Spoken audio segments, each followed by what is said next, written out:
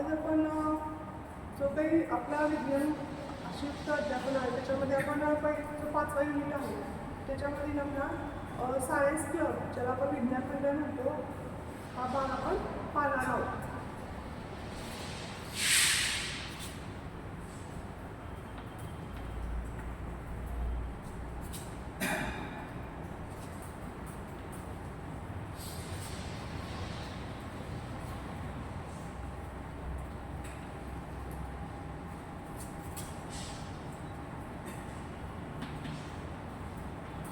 subject science second.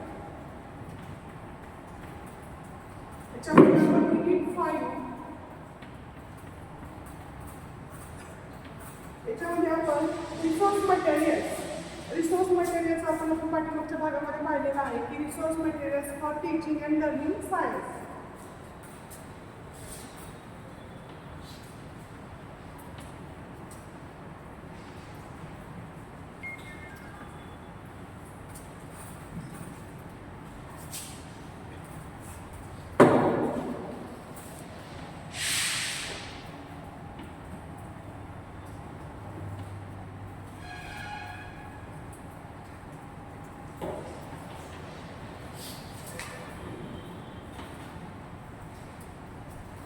यामध्ये आपला जो सायन्स क्लब आहे त्याविषयी माहिती बघणार आहोत. त्याला आपण काय म्हणतो विज्ञान मंडळ.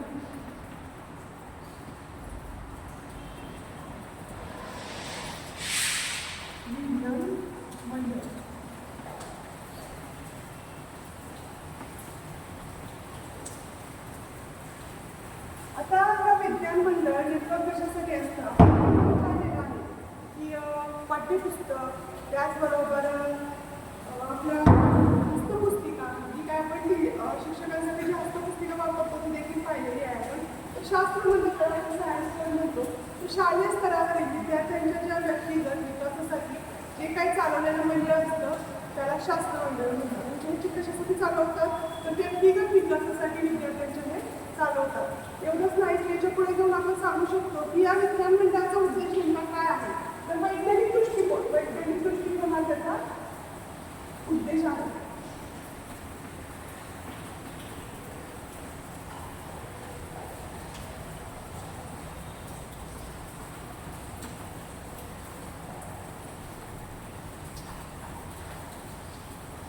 आता या शास्त्र मंडळाची नेमकी उद्दिष्ट काय आहे आपण पाहिलं की आता वैज्ञानिक दृष्टिकोन विकसित करणे हा जरी एक उद्देश असला तर त्याच्यामध्ये नेमकं उद्देश कुठला आहे तर शास्त्रीय दृष्टिकोन बिंबवणे. तर शास्त्रीय दृष्टिकोन कुठल्या माध्यमातून तुम्ही बिंबवणार आहात तर तुम्हाला माहिती आहे रूढी परंपरा अंधश्रद्धा ज्या काळात आपण त्या मोडीस काढणे गरजेचं आहे.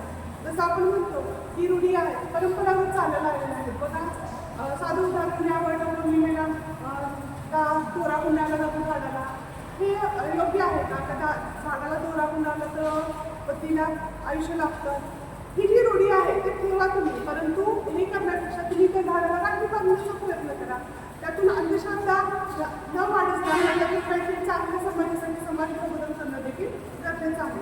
त्यामुळे शास्त्रीय छंद जोपासणे उदाहरणार्थ शास्त्रातील विविध प्रयोगाचा वापर करा ज्यामध्ये नवनिर्मिती करणे. तर त्यासाठी तुम्ही नवनिर्मिती कधी करू शकता तर पेपरची असतात त्या पेपरमध्ये तुम्ही कात्रणं असतात बघा त्या कात्रणाचा वापर करून कात्रणं एकत्र जमा करणे त्याचं जेव्हा आपण संकलन करतो त्यातून देखील आपण हा छंद जोपासू शकतो. यानंतर आपण शास्त्रीय शोध व नैसर्गिक उद्योगात याबाबत जिज्ञासा निर्माण करणं देखील एक महत्त्वाचा आपण उद्देश सांगू शकतो. का तर जे काही आजूबाजूला परावर्तन किंवा बदल दिसत आहे ते आपण याच्या माध्यमातून सांगू शकतो. आता पावसाळा सुरू आहे याच्यामध्ये आपल्याला माहिती आहे आता श्रावण महिना सुरू झाला की इंद्रधनुष्य दिसतं तर इंद्रधनुष्याचे 7 रंग काय दिसतात कशाच्या माध्यमातून दिसतात ते देखील तुम्ही इथं सांगू शकता. एवढंच नाही तर प्रकाशाचं परावर्तन तुम्हाला माहिती आहे आपण पाण्याच्या बकेटमध्ये पाणी घेऊन जर त्याच्यामध्ये टाकी टाकली तर ती सरळ दिशा दिसते का ते काय आहे ते प्रकाशाचं एक परावर्तन आहे. एवढंच नाही तर गुरुत्वाकर्षण देखील आपण इथं सांगू शकतो. आपण आहे की न्यूटनचा जेव्हा ग्रॅव्हिटेशन फोर्स आपण ऐकलेला आहे की गुरुत्वाकर्षणाचा नियम झाडावरून फळ खाली पडलं त्यांनी काय सांगितलं की खालीच का पडलं हा विचार त्यांच्या डोक्यात आला. आपण काय केलं असतं आपण काय करतो तर ते फळ पडलं असतं, खाल्लं असतं आणि आपण रिकामं झालं असतं. पण हा प्रश्न कुणाला पडला? न्यूटनला पडला. तर त्याच्यातून काय निर्माण झालं? तर गुरुत्वाकर्षणाचे जे शोध आहेत ते निर्माण झाले. तर त्यांनी ती गुरुत्वाकर्षणाच्या शोधाचं जे काय आपल्याला नियम सांगितलेले आहेत, जे मांडलेले आहेत त्यांनी कोर्स, त्याच्यावरती बऱ्याच गोष्टी अवलंबून आहेत. तुम्हाला देखील ते माहीत आहे. त्याचबरोबर शास्त्राची दैनंदिन जीवनाशी सांगड घालणं महत्त्वाचं आहे. दैनंदिन जीवनामध्ये म्हणजे आपण जेव्हा सकाळी उठतो तेव्हापासून जेव्हा आपण झोपतो तोपर्यंत देखील आपल्याला या सगळ्या गोष्टीचं लक्षात घेणं गरजेचं आहे.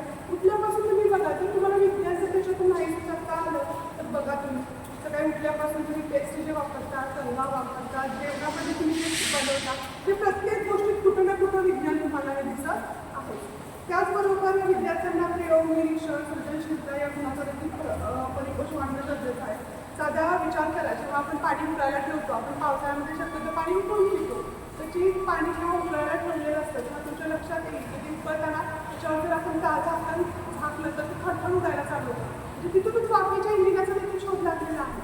म्हणजे शोध लावण्याच्या पाठीमागचा जो काही गोष्ट आहे, गुणांचा जो परिपोष आहे तो विद्यार्थ्यांमध्ये आपण निर्माण करणं गरजेचं आहे. प्रत्येक गोष्टीमध्ये कुतूहल, जेव्हा आपण एखाद्या आमटी केली त्याच्यामध्ये आपण पळी ठेवतो आणि ती पळी जेव्हा जास्त येत राहते तेव्हा त्याच्यातून काय होतं, त्याच्यामधून उष्णता वहन होतं. म्हणजे या साध्या साध्या गोष्टी विद्यार्थी त्याच्यामार्फत आपल्या गुणांचा परिपोष करू शकतात. शास्त्रातील अत्याधुनिक तंत्रज्ञानाचा चालू घडामोडीचा देखील परिचय इथं करून देणं. म्हणजे अत्याधुनिक तंत्र म्हणजे नेमकी काय? जे काय आता तंत्रज्ञान तुम्ही म्हणता AI आर्टिफिशियल इंटेलिजन्स आलेलं असलं तरी सुद्धा काही तंत्रज्ञानाचा वापर आपण करू शकतो. जसं की आज मी तुमच्यासोबत ऑनलाईन आहे, हे देखील एक तंत्रज्ञान आहे. किंवा जेव्हा तुम्ही विद्यार्थ्यांना काही गोष्टी सांगणार आहात त्या टेक्नॉलॉजीच्या मार्फत, ते देखील तंत्रज्ञान तुम्ही त्या विद्यार्थ्यांमध्ये विकसित करणं गरजेचं आहे. आजचा विद्यार्थी आपल्यापेक्षा जास्त स्मार्ट आहे, कारण आज त्याच्या हातामध्ये स्मार्टफोन आलेला आहे. म्हणजे ह्या सगळ्या गोष्टींचा विचार करून ही उद्दिष्ट आपण लक्षात घेणं गरजेचं आहे. आता पुढे आपण पाहू की या शास्त्र मंडळाची आपण उद्दिष्ट